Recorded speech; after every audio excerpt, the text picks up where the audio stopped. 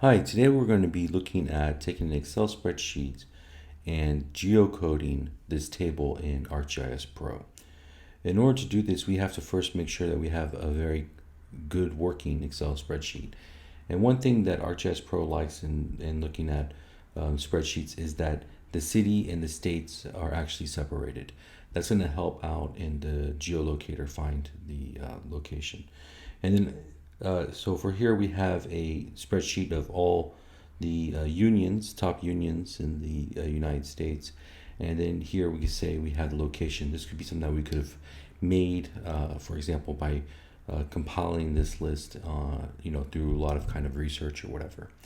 Well, then after we have this, what we're going to want to do is we're going to want to separate this out. So we want to have this say New York City and then New York State over here, because that's what's going to be helpful for the geocoder to work. And so to do that, what we need to do is use the data tool here, and there is actually a nice tool in here that's called text to columns.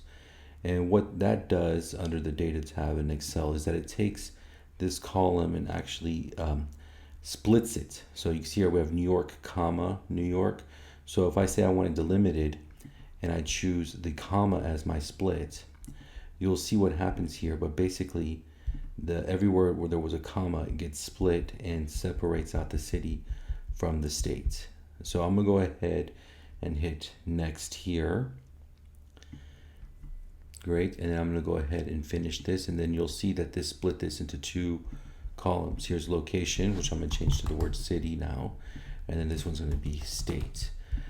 In the state, there's some spots where we might have some little cleanup to do, like where we have to get rid of some spaces, because sometimes those spaces could cause problems. So you might want to think about cleaning up your Excel spreadsheet, so then that way you can get rid of all these kind of spaces. I think we're almost there. I'm gonna go ahead and get this cleaned up. Actually, a faster way to clean this up that could be faster is that I know I don't want spaces. So what I'm gonna do is I'm gonna select column C. So what I'll do is I'll look at the Home tab, and then from the Home tab, I will be able to do a find and select. And so what I can have here is that I have this column where I have the state here, and I can select all of C, and I choose find and select, and I choose the replace. And what I want to find here, I'm going to type on the space for the find, and I want to replace it with nothing. So when I hit replace, I can test it out. Let's see, find next. So you see it found one with the space in it. I hit replace, you can see it replaced the space there. And so it's finding each one and replacing the space off of it. If I replace all, that cleans up all my entries. And so now I have a column for city, a column for state, and this is going to work the whole way down through all my entire list of unions. Okay, so this is actually going to be ready for geocoding right now. So what I want to do is that I'm going to want to save this as a CSV file. So if I go to File and Save As, I can choose my working folder.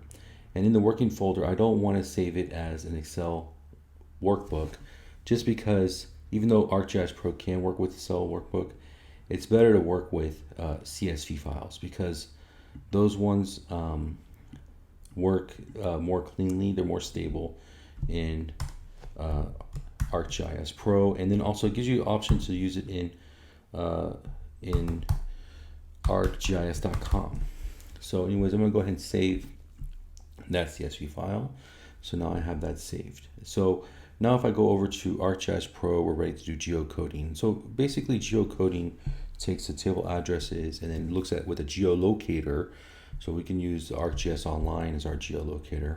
And what it does is that it goes and actually asks the locator where the location of these places are, and locator provides a longitude, latitude of where those places are. And so what I want to do is I need to go to my working folder that I have going on here. So I'm going to my unions folder, and I'm going to go ahead and create an ArcGIS project in there. I'm going to call it geocoding.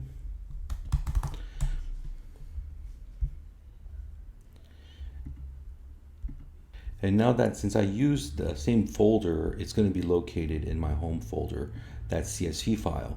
If I didn't use the same folder, well, actually it's not showing up here. That's great. So this is perfect. So whenever I want to go here now, I want to go into my folders and I want to add a folder location. And there I'm going to choose the folder that I was working in, which was under my M drive. And if you look here under my M drive, I have a GIS folder. And there I have my unions folder that I'm working in. And here we have my CSV file of union locations. This I can go ahead and add to my current map. And you can see that it's just going to add it as a table. I like doing this step because I like verifying that everything got added in correctly. And so you can see here the table got added in. And we have here the name of the union, the city, and the state. So now we're ready for the geocoding. So now we want to look for the geocoding tool. And we can find this if we look under the analysis. Under the analysis, if we click on tools, this brings up our geoprocessing pane. And then here we can actually type geocode, and that will bring up our different geocode options. You can see here is a geocode address. So this is a tool that we're going to want to use.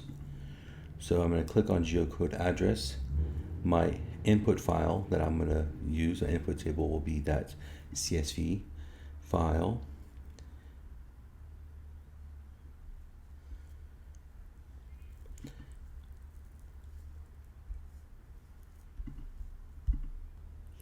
And if you're like me right now and you don't see a drop-down option for ArcGIS Online, it's because you're not signed in. And so you actually will have to sign in with your organization account in order to do this geocoding. So if you click on not signed in and click on sign in, you'll be able to actually sign in with your organization account. And from there, you'll be able to do the geocoding. Okay, now that I signed in with my organization account, you can see here the input address locator showed up. And now I can drop this down and I can choose ArcGIS World Geocoding Service. Now, whenever I choose that, I get these other options here. And so you can see here for my address field, I say multiple fields. And then here's that city and that state that we were talking about. It gives you option to where you want to output your feature class.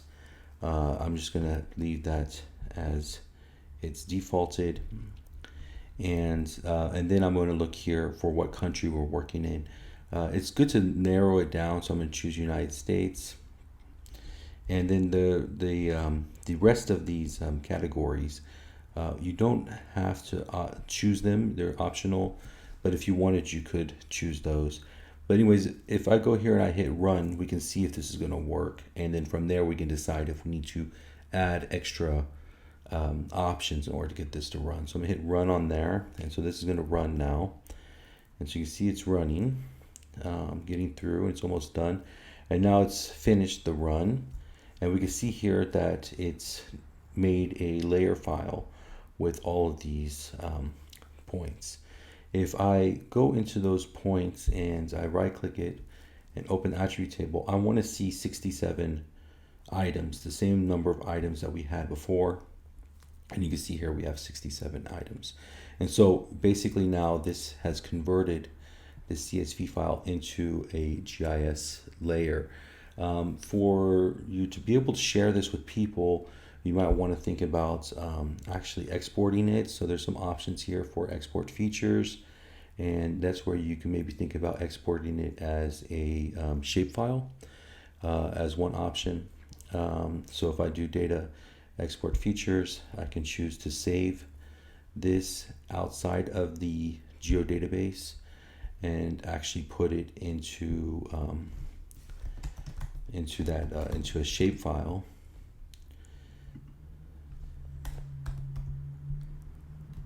And you have to put the folder name on its own, and then let's see, I'm having a problem here. GIS, and then I go over to my unions folder. Great, and I select that folder, and then the output name here is where I can put that kind of shapefile.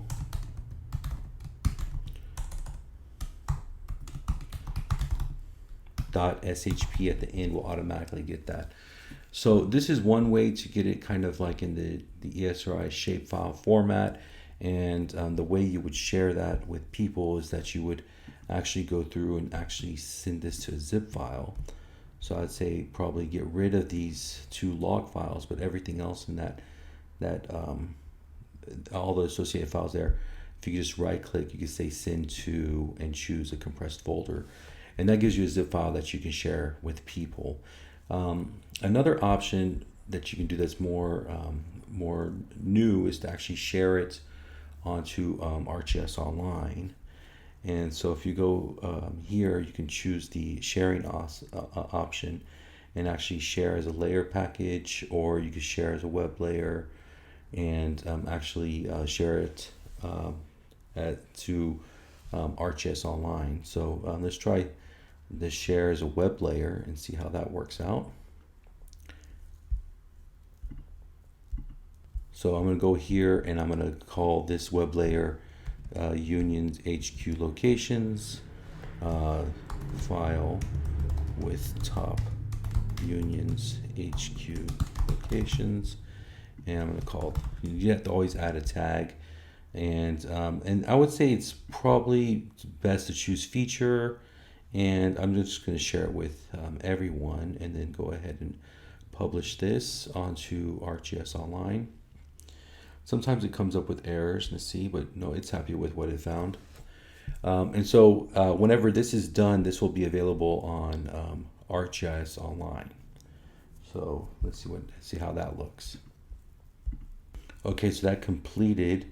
And so if I click on manage this web layer, what's interesting, it opens it up in ArcGIS Online. And so this is going to be the layer available on ArcGIS Online where someone could open it in a viewer and directly and be able to see it. And also they could theoretically also add it to their own ArcGIS.com projects, or they could even open it into their own ArcGIS Pro file. So this is one way of going about geocoding address files in ArcGIS Pro. Hope you enjoyed.